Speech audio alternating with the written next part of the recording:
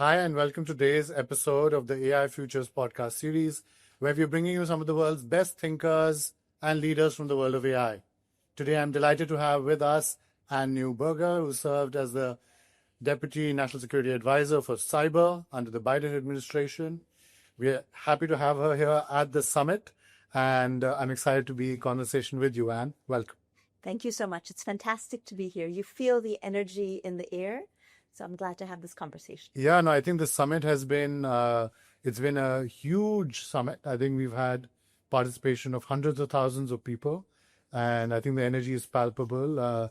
The excitement about AI amongst, it seems, students, policymakers, corporate leaders is evident in the hallways. But what I wanted to do with you was talk about how AI is intersecting with cyber. You've, of course, served in the former Biden administration. Talk to us about how you are seeing the cyber landscape first evolve around the world. Absolutely. So first, what we've seen is from a geopolitics or national security perspective, geopolitics play out in cyberspace. So we see the core infrastructure that our economies and our national security rides on has, in many cases, is vulnerable to cyber attacks, either by countries that want to put pressure on another country, or by criminals who sometimes just want to scam an individual or get a company to pay a ransom. And we often say that it's far easier to attack in cyberspace than to defend. An attacker has to find one way in, a defender has to watch every door and window. So certainly AI helps both. AI helps attackers in terms of, for example, accelerating finding a vulnerability and building an exploit. And AI helps defenders. And I actually think it will help defenders more. And that's the space I'm the most excited about. Yeah. The defenders, of course, have maybe had a slower start than the attackers, as you were mentioning. Is your sense that this is going to be a continuous cat and mouse game? I was talking to Jay Chaudhary, who heads a firm called Zscaler, and he was saying it's a race. They're going to run fast. We have to run faster. Is your sense now this is just going to be a continuous race to make sure that you're always a step ahead as the defender? You know, quite frankly, I've worked both on offense and defense. And I think the race has now totally changed. It used to be human against human, and how quickly humans could go through the logs, find something that looked abnormal, determine if it was malicious, and then action it. And like you said, defense took longer. Today, it's machine against machine. And the ability of AI to help identify what's normal in a network, to help identify an odd pattern, and then action it. Right now, it's a matter of speed, right? Attackers steal passwords. That account wasn't set up with multi-factor authentication. They use the password, get a foothold on the network, try to scout around and find something meaningful. And then the hunt's on. And then it may alert a human, and the human looks into it. Is it a false positive? Instead, with AI, you know, when you have an account that's logging in at an odd time, doing something unusual, we can get to a place where an agent to action it. We're not there yet. And there's a lot of security we have to build in, so the agents don't become an insider threat. But we can see where in the machine against machine battle, systems can make a big difference. Let's also talk about the threat actors here, right? So India, at least in the context of India, the traditional threat for India from a national security standpoint, the traditional one has been from terrorists. Terrorists across the border, terrorists in different parts of the country, etc. And those terrorist groups were groups that, you know, the national security establishment would start to track, cover, understand their modus operandi, etc. It seems in the world of cyber, it might be different, might be similar. So talk to us about these threat actor groups, how quickly they disband. Are they more state, more non-state? And how are states now thinking about working with these groups compared to, let's say, the global war on terrorism, and how, you know, both countries like the US and India handle that threat? It's such a good question, because what's so different, to your point, from the global war on terrorism with what we see today is still in the physical space, countries have borders. And as a result, there are traditional laws and policies around sovereignty and how you defend a border. Digital space is fundamentally borderless. So as a result, you have a mix of actors, and it's sometimes hard to tell, is it a country conveniently looking away as a set of actors, hacktivists or criminals, conduct attacks from within their borders, or was it a wink and a nod, go ahead? And when you have infrastructure, different countries have different approaches. China has state-owned enterprises, so the Chinese government often monitors water or power systems. In the United States, those are owned and operated by companies. And they fundamentally make cybersecurity decisions based on costs and revenue. But yet this is national infrastructure that citizens rely on. So to your question, there are three categories of actors, but it's really gray in terms of where they fall. And those are countries, transnational groups like drug traffickers and terrorists, and then criminals out to make a buck. And that's where we've seen ransomware in the United States, for example, shutting down hospitals because they know that companies will pay. So as we look across those three categories, AI accelerates all three. It also, as part of trying to counter that kind of threat activity, the first step is to determine who is it and what are the rules of the road for them. So if it's a country, there's actually rules of the road countries agreed to. Now, what you do when those are broken is what's challenging in cyberspace. That's right. But right now, that's where this is playing out. Yeah. And, for a long time, people have been talking about cyber. I've been in the tech world now for almost a couple of decades. A lot of people have been talking about the threat of cyber for a long time. But it feels like, with the exception of maybe a couple of countries, many countries have not taken it as seriously as they should have. And when I talk to others in the cyber world, they say that unless there's a massive incident, countries will not stand up and take note. I remember Colonial Pipeline happened in the US a few years ago. Do you think it's incidents like those that have really brought this to the fore? And will that be the case for other countries also? Did something fundamentally change in the US after the Colonial Pipeline incident? It's such a good analysis. When cyber attacks are invisible, it's hard for people to feel it. So even if massive amounts of data is stolen, it's hard to see it. Okay. When something... Unlike a terrorist attack where suddenly you see a bomb go off or a car being blown off, you see it very visually. And of course, that shakes you up maybe more. Exactly. It really does. So what we see in cyberspace is two things. One, when it plays out in physical space, people pull up at the gas station and they can't get gas. People check in at a hospital. The hospital's network is encrypted. So unless it's a critical surgery, and then they'll have to hire runners to run images into surgery, they can't provide services. So then people start to understand, wow, the digital world actually affects me. Yeah. And I think as well, during the war between Iran and Israel, Iran would compromise plain old street cameras in cities in Israel to assess how many buildings got hit by missiles. Was the drone attack successful? Did it hit a home, or did it hit an office building, or did it hit something military? So we don't often think about that piece as well. The very tech on the street or in your home can also be a source of national espionage or national pressure as well. And as a result, the other piece that I feel is happening that I wanted to ask you about is war has traditionally been on the borders of countries. Citizens and the common people have typically not been under active attack. Whereas in the world of cyber, it seems, as you're describing, whether it's hospitals, whether it's street cameras, or whether it's my phone, it seems like that in some ways, in this new state of cyber warfare that our world has entered, everyone is a warrior. It's to your point, Raj Shukla and I did a talk on Wednesday here about that. And I noted that we see three things have really changed in war. One is definitely, first, just the commercialization of defense technology. Yeah. When you look at drones, those are often built from commercial parts, weaponized. And you look at a country like Ukraine that lacked a navy and used drone swarms to take out the Russian navy, right? So that commercial tech being used in war lowers the barrier of countries engaging aggressively. And to your point, whether it's countries or terrorists or whoever it is. The second piece is, as a result, the cost of defense far exceeds the cost of offense. So the United States engaged when the Houthis tried to shut down maritime traffic in the Red Sea. The United States worked to try to counter Houthi drone attacks against ships. We countered it with missiles that often cost much more magnitudes, orders of magnitude. And that's not sustainable over a period of time, right? You can do drone swarms versus when each missile, and they're not designed for that. So what keeps me up at night is actually how we defend, to your point, in a borderless world against drone swarms if it's over a game, right?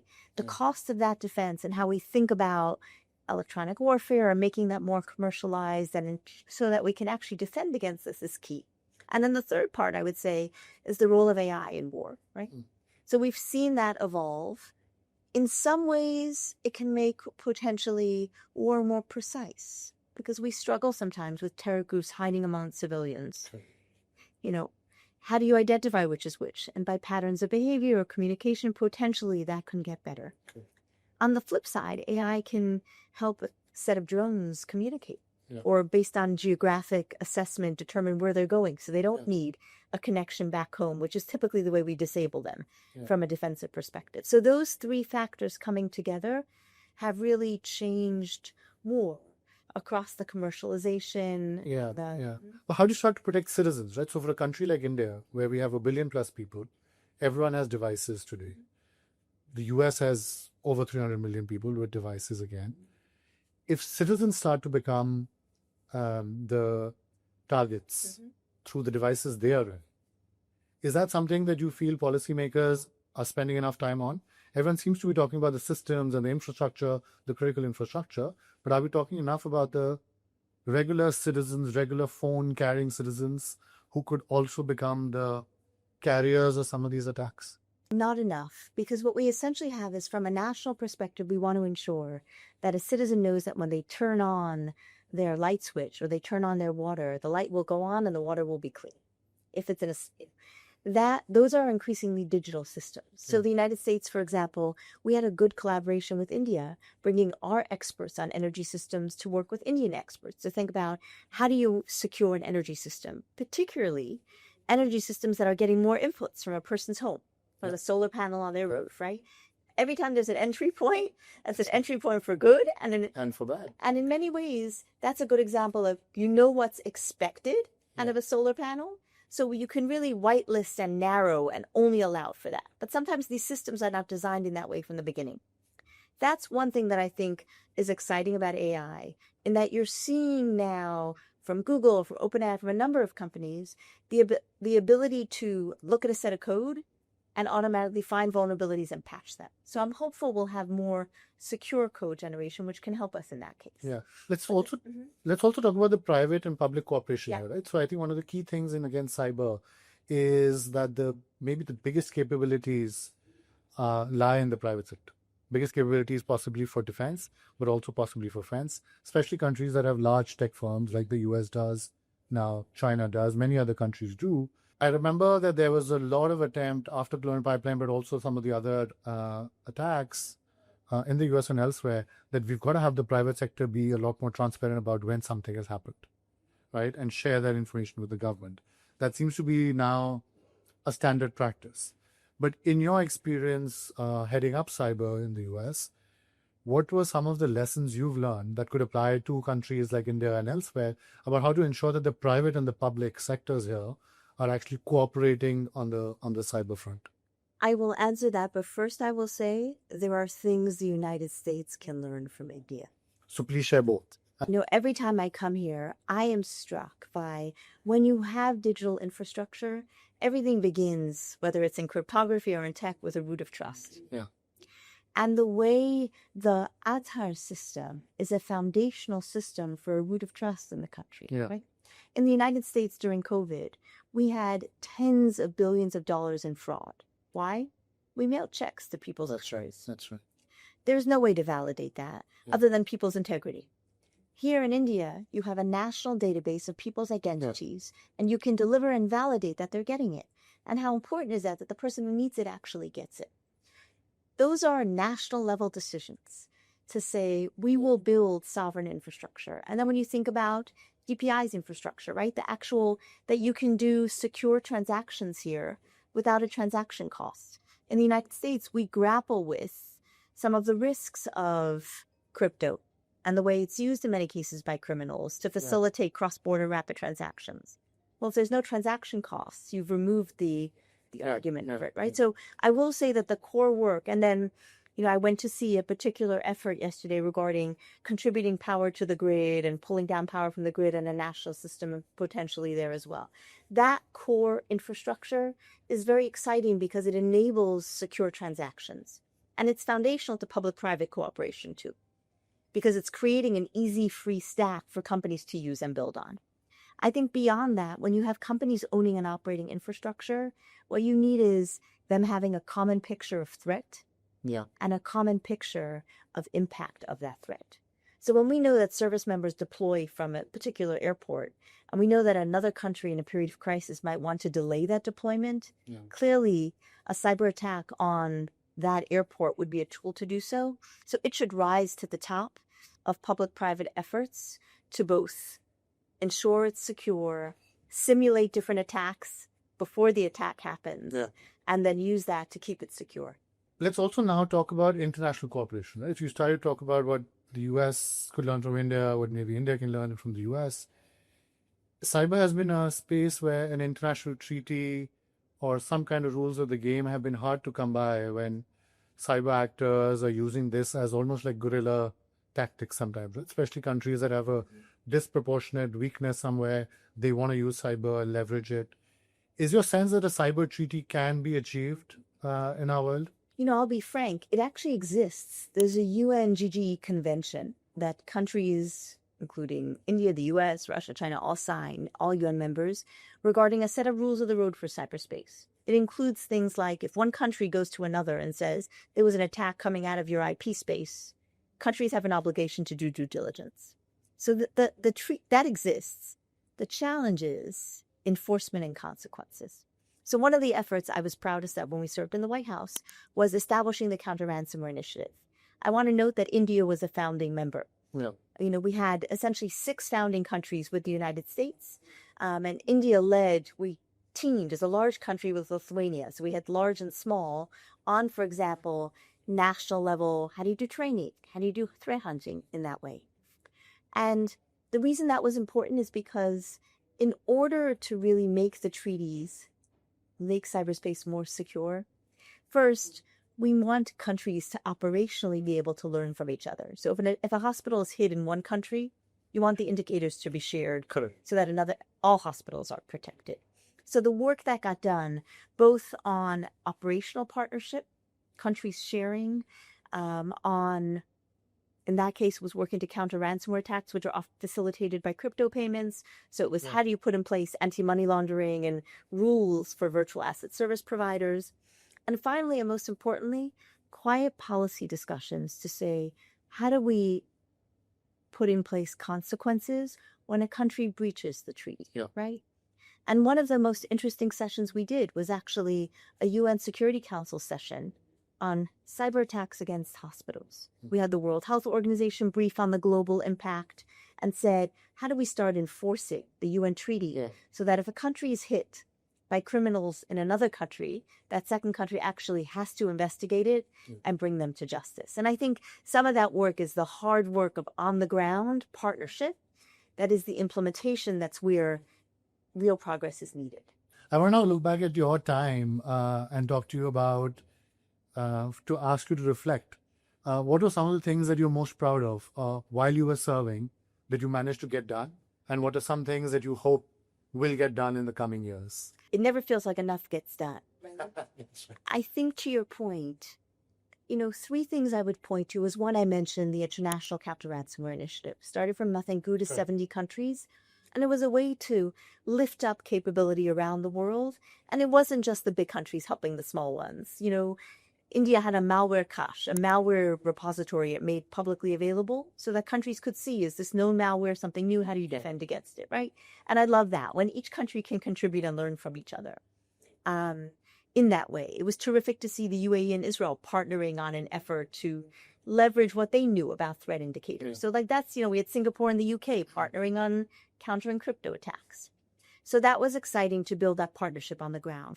The second thing was in the US, we did put in place minimum cybersecurity regulations for the most critical water pipelines and other systems and worked with the companies to help them implement that. I think the third piece is to really, as you say, think through the policies of when are offensive cyber attacks appropriate? When are they a response that deters attacks, particularly against the critical infrastructure countries rely on? And in my role, I was responsible for the policies around both. So we were able to take a holistic look and say, where is it appropriate? And how do we think about the same way we use deterrence in the kinetic space? What does that look like in cyberspace? And to your point, in terms of moving forward, AI introduces entirely new sets of attacks. AI enables us to just accelerate and make machine level defenses. There's a lot of work that needs to happen on the ground. So countries and companies working together to train models based on cyber defense data, to test them, learn from them, to simulate attacks before they happen, to actually ensure that that all code we're generating has been AI checked and patched so it's not vulnerable. All of this is things we need to do on the ground, and I'm excited for what will come in that space. Let's talk about the AI Summit. Now, we've had the India AI Impact Summit. I think cyber has been part of the conversation. What are your both impressions now from the summit over the last couple of days? And what are also your expectations now that you hope comes out of the summit and then maybe gets actioned upon? My impressions are really struck by the ambition, right? The ambition of a summit of this size and the fact that it worked to bring together students to heads of state. Yeah. Everybody has a role. It's about people. The second thing is, when I started digging in, walking around and seeing what's actually being deployed, it was interesting to see what a people and progress focus India has, right? Yeah. Focus on healthcare in rural areas, Bashini language, because language is a barrier here. So having that scale and reach across the country and around the world, much as, Nandan Milakani talked about how the India stack being used by, I think he said 40 countries around the world. Yeah. That is exciting. And just frankly, how much work needs to be done on the ground, because I think there are real threats, whether it's threats from loss of jobs, whether it's threats from cyber attacks, and rolling up our sleeves and working to counter them is important, because let's be honest, we will see job losses, and ensuring that we start training students now. My daughter's a software engineer and her husband is a mechanical engineer, and they graduated university in the last 5 years. Yeah. Both of them, the work they do today is vastly different from the way they were trained at school. Yeah. And that's the set of questions I want to end maybe with, which is for students today, right? I mean, the summit, I think that's one of the things that struck me too today over the last few days is the number of students that have showed up. Yes. Right. Hungry, eager. Correct. They want to learn. They're like amazed by some things. They're critical of others. They're questioning whether this is useful for them. They're questioning whether their jobs will be at risk tomorrow. So talk to us now, not so much from a cyber perspective, but generally from someone who's been a policymaker, who's seen things from the inside. I believe now you're at Stanford as a fellow as well. How are you advising students to prepare for this world that we are entering? We always talked about, anytime we talk about careers, we say careers will change. And I think now the speed of that change is dramatic. So first, for students thinking about, we can already see the types of job roles that will change and how to consider, what are you interested in? Do something that reflects where our economy is going. Yeah. So for example, when we think about digital twins in energy systems in order to optimize energy consumption, right? That's a combination of understanding engineering, understanding big systems, understanding law and policy. And I think that kind of cross-disciplinary work is really important, because things like generating code, we can see machines can do that better than us. Yeah. But working across the disciplines to design systems and bring human creativity, I'm hopeful. Yeah, no, I think we have to be hopeful, I think. But I must say, though, that a lot of the people I've spoken to over the last maybe couple of years, including UN Tech Envoy Amandeep Kale, many others, academics who are teaching at different universities, pretty much everyone's coming back to the cross-disciplinary point. Interesting. Right? I think that's a common thread, that creativity is one way of describing it, but really it's a cross-disciplinary lens seems to be the one thing that many people are saying will be an important skill to have so that we're able to connect dots. You're able to bring the strength of various disciplinary sort of lens to whatever work you end up doing, because it seems like the basic work will definitely be done by AI and AI agents. Yeah. And I had a team effectively. I was talking to the CEO of one of the large medical systems in the US. And he wanted to talk with me regarding how they balance the promise and the peril of deploying AI. And like we were having a pretty long conversation. And he said, the two areas I'm the most excited about is now we use AI. Anytime a doctor walks into a room, it summarizes the discussion.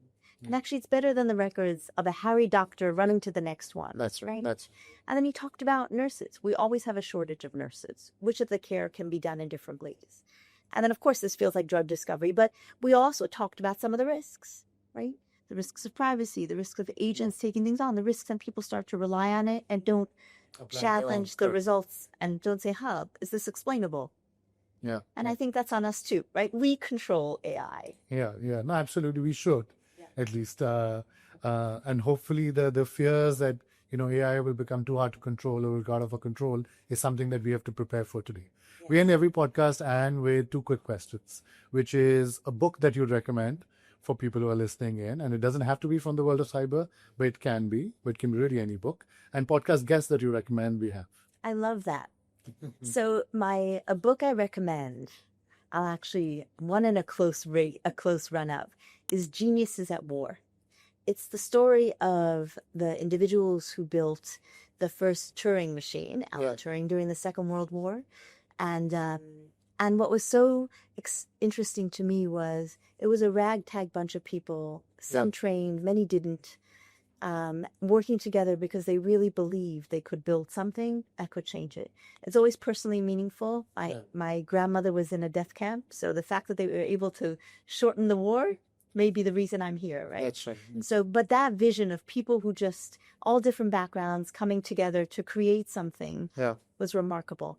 And then other podcast guests, I think it would be really cool to have individuals from across India in different disciplines, asking them what makes them excited and nervous about AI. Sure. Right? Like it's interesting to say like a farmer in different places or. Yeah. No, that's right. I think that's something we've not done. So I think that's a great suggestion. Thank you so much. Thank you. We're excited that you've come to the India AI Summit. And I think for all the great work you've done in your previous role and now in the various roles you're assuming now. So best of luck with your future endeavors as well. Thank you. And it was a pleasure to have you here with us. Likewise. It's a pleasure to be here at the summit. Thank you. Thank you.